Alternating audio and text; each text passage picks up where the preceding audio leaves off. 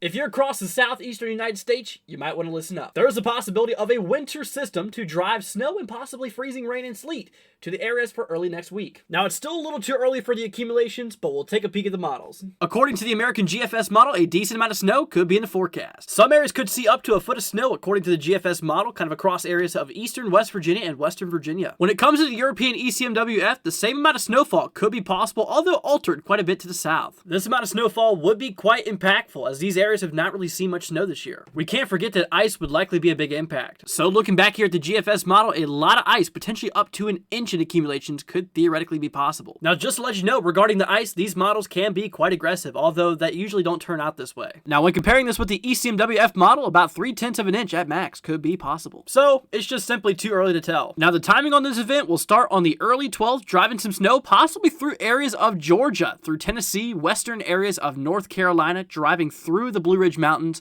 and then exiting as just normal rain. Now remember, models are not perfect, and I can guarantee you things will likely change by the time this gets here. Now there is something else I want to tell you about this event, and that is the possibility of some strong wind gusts across the southeast, potentially getting around 30 to 40 miles per hour as this system rolls its way through. So now we need to talk about the rainfall accumulations, as some flooding could be possible. So let's just cut to the chase here and take a look at the blend of models. Some areas potentially could see maybe up to 2 to 4 inches according to the blend here. Definitely a lot of rainfall.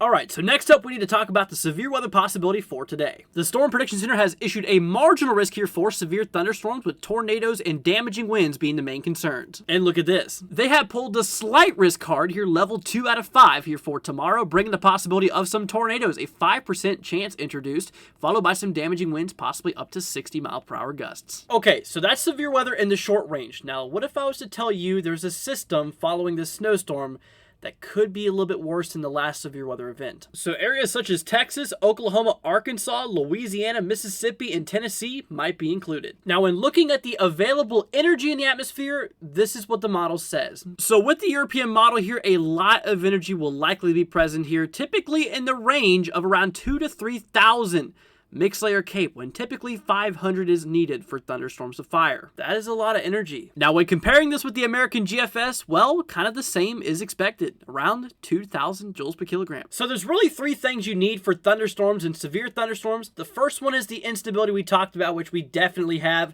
The next thing is the wind shear, which essentially just is wind direction and wind speed at a certain point in the atmosphere. So looking at the winds across the lower portion of the atmosphere, a couple thousand feet up, it really has got my attention.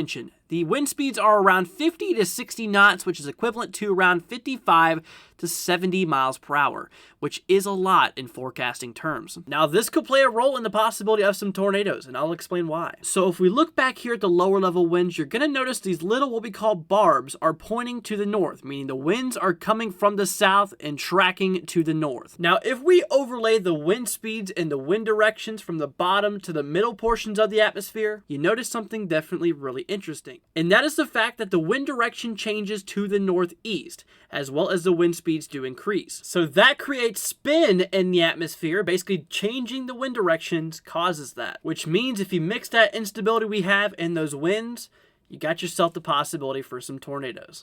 Alrighty guys, so there's one more thing I do want to talk to you all about here that could be impacting millions of people here. It is going to be pretty crazy. So before we go ahead and get on into that, I want to go ahead and say, if you are new to the channel, guys, consider hitting that subscribe button, leave a like, it'll be greatly appreciated, guys. These videos take a long time to make.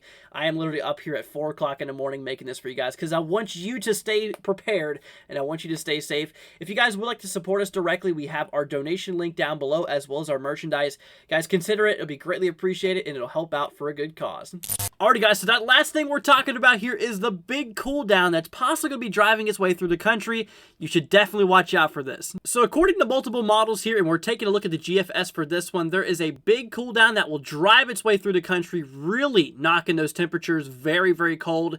Like I said, this is definitely pretty brutal here. This is around the time of that storm system that's kind of here for the 16th and to the 17th. Alright my friends, well that's going to go ahead and wrap up the quick little update. If you guys did enjoy it, once again, please consider leaving a like as well as hitting that subscribe button. Be greatly appreciated, my friends. We'll be live here later on today for another briefing on this event here. Hope to see you guys there. Alright my friends, stay safe out there. We'll catch you in the next one. Peace out.